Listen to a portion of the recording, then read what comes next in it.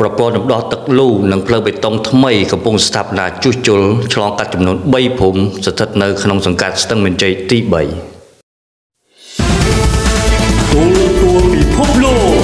ក្រោមការដឹកនាំរបស់លោកសាំងស៊ីណាបានធ្វើឲ្យមូលដ្ឋានសង្កាត់ស្ទឹងមានជ័យទី3មានការរីកចម្រើនឥតឈប់ឈរនាពេលថ្មីនេះនៅសង្កាត់ស្ទឹងមានជ័យទី3មានពិធីបើកការដ្ឋានគម្រោងមូលនិធិអភិវឌ្ឍសង្កាត់ឆ្នាំ2026ដាក់លូមូដោះទឹកថ្មីប្រវែង752ម៉ែត្រមុខកាត់ 0.80 ម៉ែត្រនិង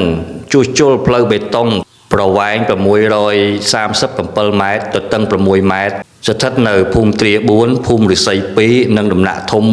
5ក្រោមអធិបតីភាពលោកសេងគុណអភិបាលនៃគណៈអភិបាលខណ្ឌមានជ័យរាជធានីភ្នំពេញអមដំណើរដោយលោកសាំងស៊ីណាចៅសង្កាត់ស្ទឹងមានជ័យទី3និងលោកស្រីក្រុមប្រឹក្សាសង្កាត់និងមានការចូលរួមពីបងប្អូនប្រជាពលរដ្ឋចំនួន70នាក់នាថ្ងៃបន្ទាប់អង្គភាពពិភពលោកបានអនុញ្ញាតពីលោកសាំងស៊ីណាចៅសង្កាត់ស្ទឹងមានជ័យទី3និងបានចោះទៅដល់លំនៅឋានបងប្អូនប្រជាពលរដ្ឋហើយបានជួបសម្ភាសក្នុងនោះតាមការរៀបរាប់របស់បងប្អូនប្រជាពលរដ្ឋមានលំនៅឋានសង្កាត់នេះផ្ទាល់បានប្រាប់ឲ្យដឹងថាពេលភ្លៀងខ្លាំងម្ដងមានទឹកដក់តាមផ្លូវជាប្រចាំបង្កមានផលពិបាកដែរក្នុងការធ្វើដំណើរនិងប្រកបមុខរបរលក់ដូរតែពេលនេះបានឃើញលោកសាំងស៊ីណាចៅសង្កាត់ស្ទឹងមានជ័យទី3និងក្រុមការងារសាលាសង្កាត់បានចោះមកផ្លាស់ប្ដូរប្រព័ន្ធលូថ្មីនិងធ្វើផ្លូវថ្មីបែបនេះពួកគាត់សប្បាយចិត្តសូមទស្សនាស្ដាប់ពីចំណាប់អារម្មណ៍របស់បងប្អូនប្រជាពលរដ្ឋបាទជំរាបសួរបងបាទជំរាបសួរមកជួយដែរបងឈ្មោះនងផាតនៅភូមិសង្កាត់នៅភូមិអាស័យ2បងអាចនិយាយពីបាទនេះថាពីមុនប្រព័ន្ធលូទៅនេះមិនឥឡូវនេះតិចយើងមកប្រព័ន្ធលូធំបាទបីនេះមុនបាទពីមុនវាពិបាកលិចអញ្ចឹងណាភ្លៀងមកទៅវាលិចផ្លូវលិចអីអញ្ចឹងណាបាទធ្វើដំណើរឥឡូវបានដល់ហើយបាទឈឺឆ្អាលដោះស្រាយរឿងប្រព័ន្ធទៅវាគិតថាធូរជាងមុនណាសង្ឃឹមថាល្អណាបាទសង្ឃឹមថាល្អបាទណាមួយបងអ្នកលក់ដូរផងបាទពេលពេចបាច់ពេលភ្លៀងមកហ្នឹងហើយតែបងមានអីឆ្លើយអំណរគុណដល់ខាងអាជ្ញាធរទីបងពេលតែគាត់បានឆ្នាំនេះបានដាក់ប្រព័ន្ធលូថ្មីមកផ្ទះបងបាទមានអីច្រើនទេមានតែអរគុណហើយជូនពរឲ្យឋានៈដឹកនាំរបស់យើងហ្នឹងបាទជាពិសេសលោកចៅសង្កាត់ឲ្យមានសុខភាពល្អតែប៉ុណ្្នឹងទេជាមួយគ្នានេះលោកចៅសង្កាត់បានលើកឡើងថាដោយមើលឃើញពីផលលំបាករបស់បងប្អូនប្រជាពលរដ្ឋរួមទាំងក្រុមការងារក្រមអាវ៉ាតបានចោះដាក់ប្រព័ន្ធលូថ្មីនិងធ្វើផ្លូវបេតុងថ្មីជូនបងប្អូនប្រជាពលរដ្ឋដោយប្រើថវិកាមូលនិធិអភិវឌ្ឍរបស់សាលាសង្កាត់ឆ្នាំ2026 100%ក្នុងនោះក៏មានផលប៉ះពាល់មុខលំនៅឋានរបស់បងប្អូនប្រជាពលរដ្ឋមួយចំនួនផងដែរប៉ុន្តែដោយមានការយោគយល់ពីបងប្អូនធ្វើឲ្យដំណើរការដាក់ប្រព័ន្ធលូបានយ៉ាងរលូនលោកចៅសង្កាត់បានថ្លែងអំណរគុណដល់ប្រជាពលរដ្ឋទាំងអស់ដែលបានសហការចូលរួមថែរក្សាទាំងអស់គ្នាដើម្បីក្នុងមូលដ្ឋានសង្កាត់របស់យើងមានសុខភាពល្អលោកបានថ្លែងអំណរគុណចំពោះថ្នាក់ដឹកនាំមានការអភិវឌ្ឍលើគ្រប់វិស័យដើម្បីកាត់បន្ថយភាពក្រីក្ររបស់បងប្អូនប្រជាពលរដ្ឋជាពិសេសការរៀបចំអភិវឌ្ឍហេដ្ឋារចនាសម្ព័ន្ធរូបវន្តដោយផ្ដោតសំខាន់លើគម្រោងដែលជាអាទិភាពទូពិភពលោកក៏បានជួបសម្ភាសលោកសាំងស៊ីណាចៅសង្កាត់ផងដែរសូមទស្សនាស្ដាប់លោកបញ្ជាក់បន្ថែមដូចតទៅជំរាបជូនដល់សារព័ត៌មានទាំងអស់នៅក្នុងឆ្នាំ2026យើងនេះគឺគម្រោងអភិវឌ្ឍឃុំសង្កាត់នេះគឺសង្កាត់ស្ទឹងជ័យទី3ខ្ញុំគឺបានទទួលការដេញថ្លៃរួចរាល់ជាស្ថាពរហើយឥឡូវនេះយើងកំពុងតែអភិវឌ្ឍជូនបងប្អូនប្រជាពលរដ្ឋអញ្ចឹងឆ្នាំនេះគឺយើងបានយ៉ាងច្រើនតិចបាទឆ្នាំនេះគឺយើងបានធ្វើផ្លូវក្នុងឃុំសង្កាត់របស់ខ្ញុំហ្នឹងគឺមានចំនួន637ម៉ែត្រ637ម៉ែត្រហ្នឹងហើយនឹងលូចំនួន752ម៉ែត្រអញ្ចឹងសរុបទាំងអស់នេះគឺលូទាំងផ្លូវយើងបានបែងចែកជា3ភូមិដោយសារតាភូមិនីមួយ3ភូមិហ្នឹងគាត់មានជួបបញ្ហាពីប្រព័ន្ធលូភូមិខ្លះជួបពីបញ្ហាផ្លូវបេតុងបាទអញ្ចឹងយើងបែងចែកនេះទៅតាមគោលដៅបងប្អូនជាប្រដ្ឋសនំពររបស់យើង ហើយទី1ទី2ទៀតគឺយើងបានសិក្សាជាមួយក្រុមការងារយើងឃើញថាផ្លូវមួយចំនួនហ្នឹងគឺយើងត្រូវរំដោះទឹក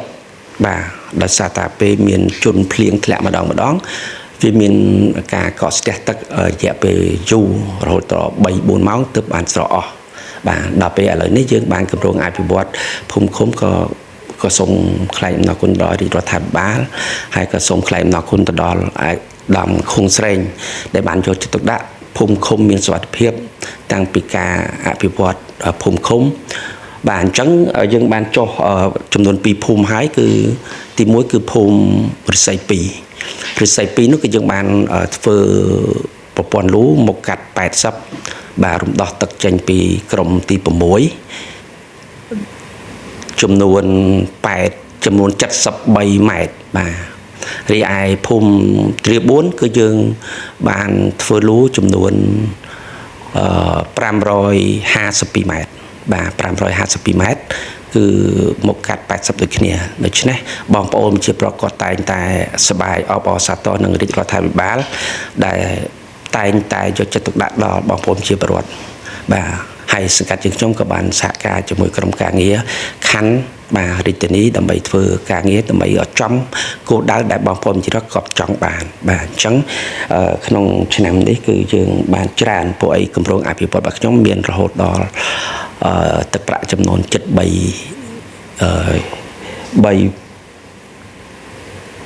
លានបាទ300លានបាទអញ្ចឹងទឹកប្រាក់មានការចូលរួមពីបងប្អូនយើងខ្លះទឹកប្រាក់នេះគឺបាទរាជរដ្ឋាភិបាលបាទ 100% ហ្មងគាត់អត់មានឲ្យប៉ះពាល់ថវិកាបងប្អូនជាប្រវត្តិទេនេះជាគម្រោងអភិវឌ្ឍរបស់រាជធានីភ្នំពេញមកជើងអញ្ចឹងរាជធានីភ្នំពេញគឺលោកតែងតែមិនឲ្យបងប្អូនជាប្របាក់ហើយមិនឲ្យបងប្អូនជាប្រប្រើប្រាស់ថវិកាផ្ទាល់ខ្លួនទេបាទហើយឆ្នាំនេះគឺយើងបានធ្វើលូធំខុសពីឆ្នាំមុនឆ្នាំមុនយើងបានធ្វើលូធំខ្លះលូតូចខ្លះតែឆ្នាំនេះគឺយើងធ្វើបានលូធំទាំងអស់តែម្ដងគឺមកកាត់80បាទមកកាត់80ទោះបីតែក្នុងផ្លូវលំណាក៏យើងធ្វើ80ដែរដើម្បីរំដោះទឹកឲ្យបងប្អូនជាប្រវត្តិអត់ទាន់សភាពការបាទហើយភូមិរបស់ខ្ញុំសង្កាត់ស្ទឹងជ័យទី3របស់ខ្ញុំគឺអំណោយផលច្រើនដែរគឺអត់សូវមានការលិចលង់ច្រើនទេបាទយ៉ាងយូរបំផុតហ្នឹង2ម៉ោងអីហ្នឹងគឺស្រកអស់ហើយបាទអញ្ចឹងយើងនៅផ្លូវមួយចំនួនដែលយើងសិក្សាបន្តទៅឆ្នាំក្រោយទៀតហើយបងប្អូនជាប្រវត្តិគាត់តែងតែសប្បាយចិត្តនៅពេលគម្រោងមកម្ដងគឺគាត់សប្បាយចិត្តណាដោយសារតែរាជរដ្ឋាភិបាលតែងតែយកចិត្តទុកដាក់បាទរាជធានីភ្នំពេញក៏គាត់ចុះមកសិក្សាបាទផ្ទាល់ផងខណ្ឌចុះមកផ្ទាល់ផងសង្កាត់សហការជាមួយផងដើម្បីធ្វើជូនបងប្អូនជាប្រវត្តិហ្នឹងបាទអញ្ចឹងសូមបងប្អូនជាប្រវត្តិសង្ឃឹមនិងជឿជាក់លើរាជរដ្ឋាភិបាលរបស់យើងលោកមិនដែលមើលនឹងភ្នែកហើយមិនដែលរត់ចោលបងប្អូនជាប្រវត្តិណាទេហើយទុកលំបាកគឺលោកតែងតែដោះស្រាយជូនបងប្អូនជាប្រជានិច្ចកាលដូចយ៉ាងណាមិញដូចជាផ្លូវប្រព័ន្ធលូទឹករំដោះនៅក្នុងរាជធានីភ្នំពេញគឺសង្កាត់ខ្ញុំគឺទទួលបានច្រើនគឺផ្លូវលូ5បាទផ្លូវលូ5នេះគឺយើងមានស្ថានីយ៍មួយស្ថានីយ៍នោះគឺយើងមានម៉ាស៊ីនរហូតដល់5គ្រឿងធំបាទ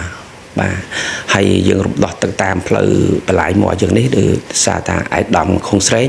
អាបារាជធានីគាត់ចុះសិក្សាហើយគាត់អនុវត្តលឿនជាទីបំផុតសម្រាប់ជូនបងប្អូនជាប្រវត្តិរំដោះទឹកនៅជន់ភ្លៀងលិចរដូវវស្សាខាងមុខនេះហើយបងប្អូនជារដ្ឋសប្បាយចិត្តថាឆ្នាំនេះគឺបានរំដោះទឹកច្រើនជាងឆ្នាំមុនបាទឆ្នាំមុនទោះបីតែមានការភ្លៀងលិចលង់យ៉ាងណាក៏ដោយក៏មានភូមិរបស់ខ្ញុំអត់សូវប៉ះពាល់ទេបាទភូមិរបស់ខ្ញុំបាទសង្កាត់របស់ខ្ញុំគឺទាំង6ភូមិហ្នឹងគឺអត់សូវប៉ះពាល់ទេឥឡូវនេះបានអាដាមខុងស្រេងគាត់លោកបានធ្វើប្រព័ន្ធលូស្អាតបាទធំហើយមានស្ថានីយ៍ម៉ាស៊ីនធំបូមរំដោះទឹកអញ្ចឹងពួកយើងខ្ញុំជាចៅសង្កាត់តំណាងឲ្យបងប្អូនជាប្រវត្តិទាំងអស់នៅក្នុងភូមិ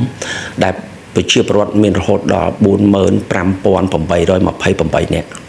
បាទអញ្ចឹងសូមប្រសិទ្ធពរជូនដល់រាជរដ្ឋាភិបាលទាំងអស់ដែលបានយកចិត្តទុកដាក់ដល់បងប្អូនជាប្រវត្តិក្នុងមូលដ្ឋានហើយក៏សូមសិទ្ធិពរឲ្យរាជរដ្ឋាភិបាលទាំងអស់ជាប្រមុខមួយដ៏ល្អជាប្រមុខមួយដ៏ឆ្នើមសម្រាប់ជាតិមាតុភូមិសម្រាប់បងប្អូនជាប្រវត្តិយើងឲ្យលោកសប្បាយអបអរសាទរណាស់ដែលយកចិត្តទុកដាក់ចំពោះគាត់បាទសូមគោរពអរគុណបាទសូមគោរពអរគុណ